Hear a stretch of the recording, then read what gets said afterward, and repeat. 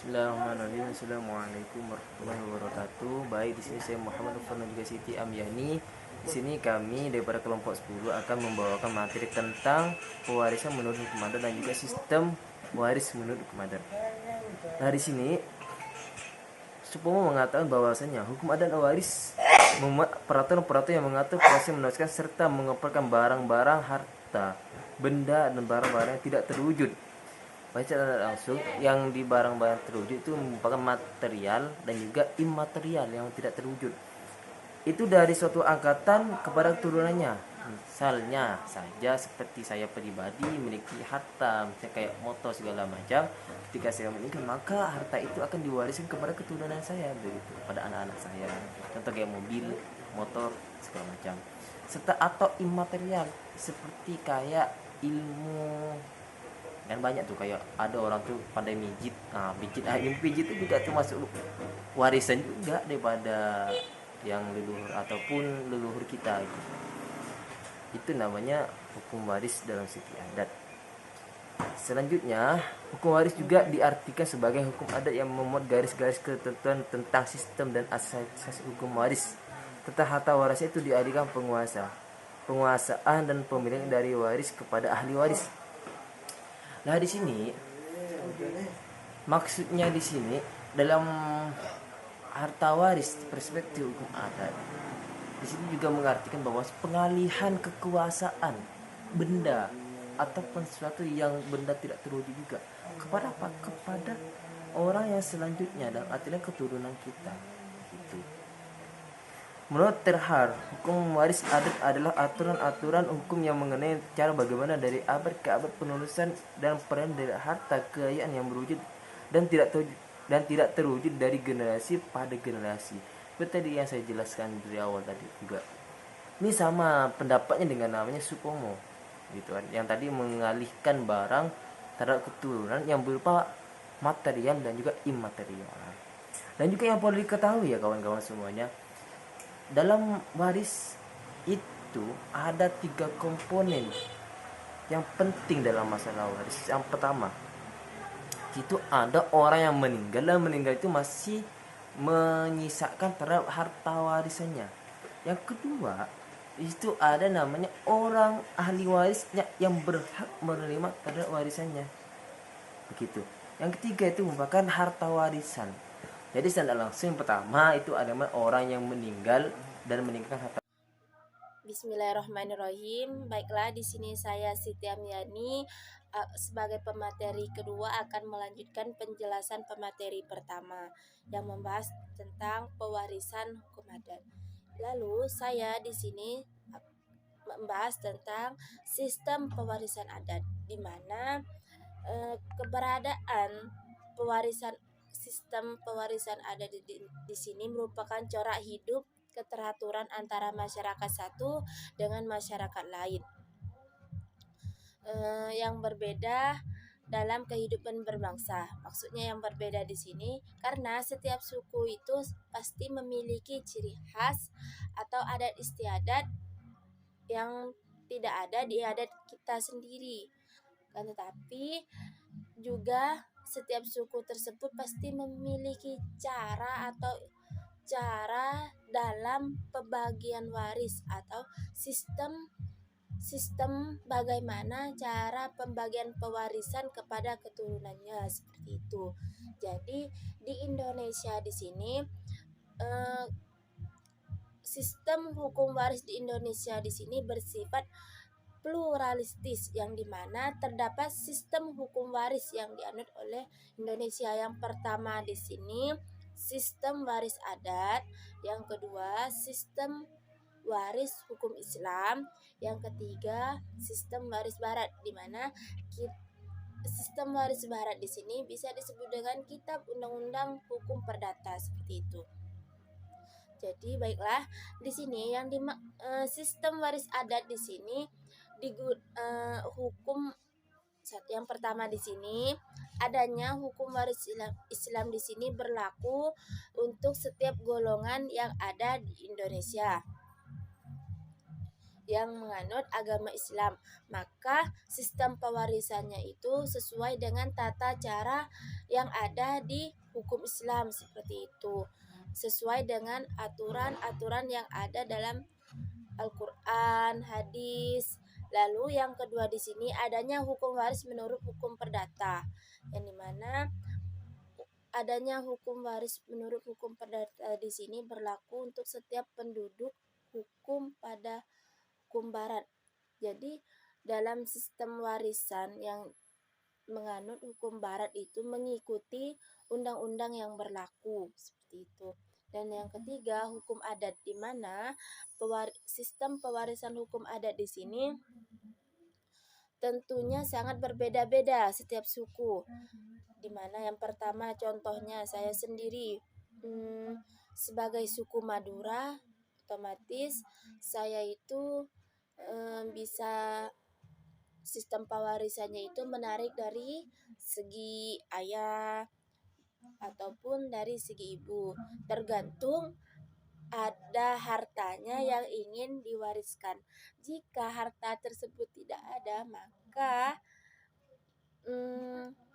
yang akan diwariskannya atau tidak akan ada seperti itu, tergantung harta.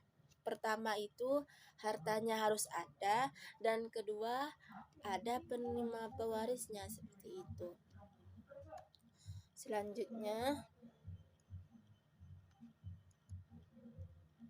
Selanjutnya di sini keberadaan hukum waris adat di sini sangatlah erat hubungannya dengan sifat-sifat kekeluargaan baik dari masyarakat hukum yang bersangkutan serta berpengaruh pada harta kekayaan yang ditinggalkan oleh masyarakat tersebut. Jadi, hukum waris adat di sini merupakan aturan-aturan hukum yang mengatur cara pembagian dari abad ke abad penerusan peralihan harta kekayaan yang berwujud dan tidak berwujud dari generasi pada generasi berikutnya seperti itu.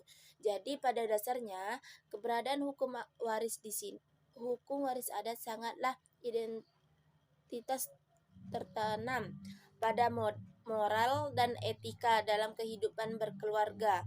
Akan selalu ada karena hukum adat di sini membenarkan hidup dalam ruang lingkup namun arti murni masyarakat, sehingga pijakan dan arahannya dalam kehidupan seperti itu. Di sini juga ada pendapat Swerojo Wigno Dipoiro yang mengatakan bahwasanya pengantar dan asas-asas hukum adat di sini mengatakan bahwasanya warisan terdapat 3 unsur yang mutlak. Yang pertama di situ seorang yang meninggal, warisan yang ada wafatnya seorang yang meninggalkan harta kekayaan. Yang kedua di sini seorang atau beberapa ahli waris yang berhak menerima kekayaan yang ditinggalkannya. Yang ketiga harta warisan atau harta peninggalan atau kekayaan yang ditinggalkan sekali beralih kepada para ahli warisnya. Jadi betul yang pertama tadi yang saya simpulkan, yang pertama bahwasanya setiap pewaris harus ada generasi siapa yang berhak menerima warisan tersebut, dan harta ada, dan kita harus memiliki harta atau harta kekayaan yang ditinggalkan untuk pewarisnya seperti itu. Selanjutnya di sini yang sistem kekerabatan, di mana sistem kerabatan di sini dalam kehidupan masyarakat Indonesia berimplementasikan dengan sistem pewaris. Secara teoritis sistem keturunan atau dapat dibedakan. Jadi pada dasarnya sistem pewarisan adat di sini yang dilihat secara teoritis di sini menurut keturunan ada 3. Yang pertama sistem parental, patrilineal, yang kedua matrilineal, dan yang ketiga itu sistem parental atau bilateral, di mana sistem patrilineal di sini merupakan sistem yang menarik dari keturunan, garis bapak seperti itu, di mana kedudukan pria lebih tinggi atau lebih menonjol dari perempuan atau dari pihak dari anak perempuan seperti itu. Itu menurut garis keturunan bapak atau bisa disebut dengan sistem patrilineal, di mana singkatnya itu sistem patrilineal di sini ditarik sistem pewarisannya itu menarik dari keturunan ayah yang dimana lebih menonjol pada laki-lakinya. Sedangkan yang kedua di sini sistem matrilineal di sini yang menarik dari sistem jadi matrilineal di sini sistem pewarisannya di sini menarik dari keturunan garis ibu, di mana kedudukan wanita di sini lebih menonjol seperti itu. Lalu yang ketiga di sini sistem parental atau bilateral, di mana sistem keturunan yang ditarik menurut garis kedua orang tua atau garis dua belah pihak, baik dari garis ibu, baik dari garis ayah seperti itu.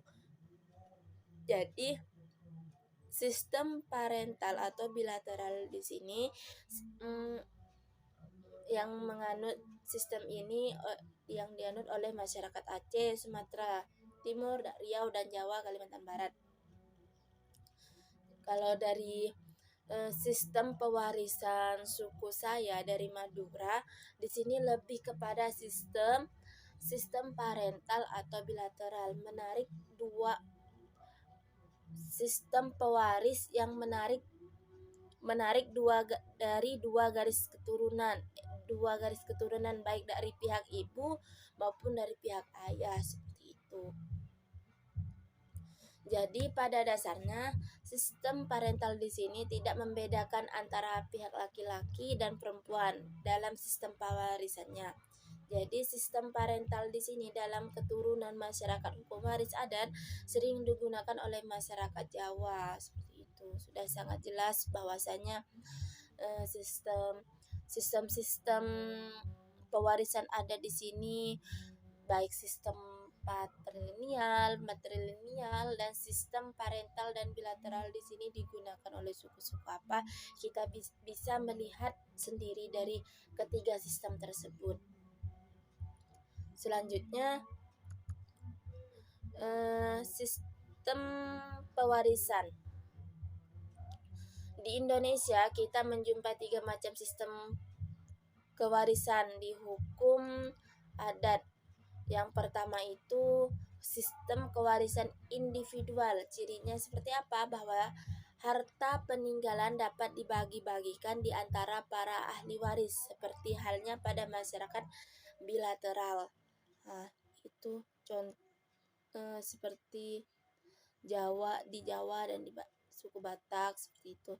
Lalu yang kedua di sini sistem kewarisan kolektif, di mana cirinya itu bahwa harta peninggalan itu diwarisi oleh sekumpulan ahli waris saja yang sama-sama merupakan semacam badan hukum, di mana harta tersebut sebagai harta pustaka yang tidak boleh dibagikan pemiliknya antara para ahli waris. Maksudnya harta boleh dibagi-bagikan pemakaiannya saja kepada mereka, hanya mempunyai hak pakai saja seperti dalam masyarakat matrilineal Minangkabau. Jadi dalam sistem kewarisan kolektif di sini dia tidak memberikan hartanya, akan tetapi dia lebih memberikan manfaatnya saja seperti itu. Dan contoh ini sering sistem kewarisan kolektif ini katanya itu ditarik dari garis keturunan ibu atau yang disebut dengan matrilineal, digunakan oleh suku Minangkabau. Yang ketiga di sini sistem kewarisan mayorat. Ciri lain dari kewarisan mayorat di sini adalah bahwa harta peninggalan diwariskan seluruhnya atau sebagian besar harta pokok dari suatu keluarga. Oleh sebab itu, seorang anak saja seperti halnya di Bali, di mana terdapat hak mayorat anak laki-laki yang tertua, dan di tanah Semendo, Sumatera Selatan, Lampung, di mana terdapat hak mayorat anak perempuan tertua, seperti itu. Jadi, pemindahan atau bergulingnya harta kekayaan yang ditinggal